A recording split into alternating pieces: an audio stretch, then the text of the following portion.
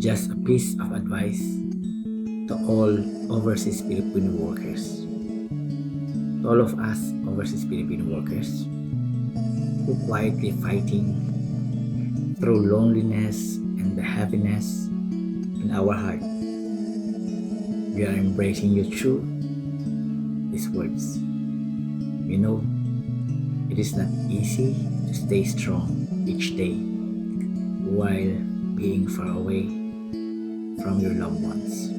And often, only you truly understand what you are going through. Hindi natin pinapaalam, hindi natin pinapasabi kung ano yung mga nararamdaman natin kasi ayaw natin silang mag-isip. Yet, in every tear and exhaustion, there is a heart that continues to love and hope because of our dear ones. You are the light that guides your family's dream, even as you slowly wear yourself out of all the sacrifices. Hold on, napakatatag ka, because every hardship you endure will be worth it. Really, will be worth it in one day.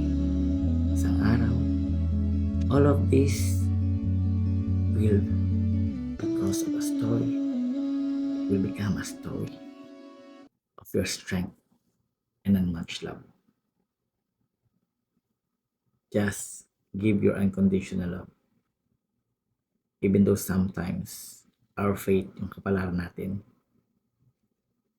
ay hindi sumasang-ayon sa ating inaasahan. Pakatatag lang tayo. Be strong enough. Be bold enough.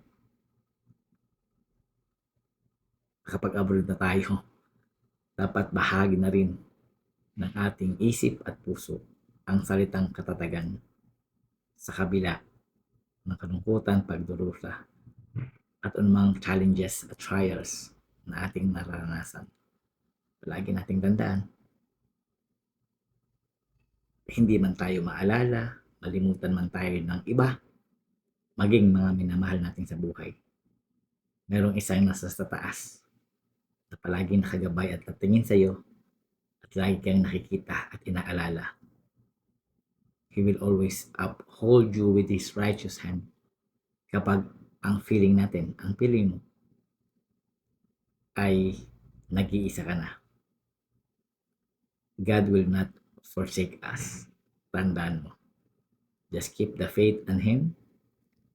Kung hindi man ngayon, later on, gagaan din ang pakiramdam mo.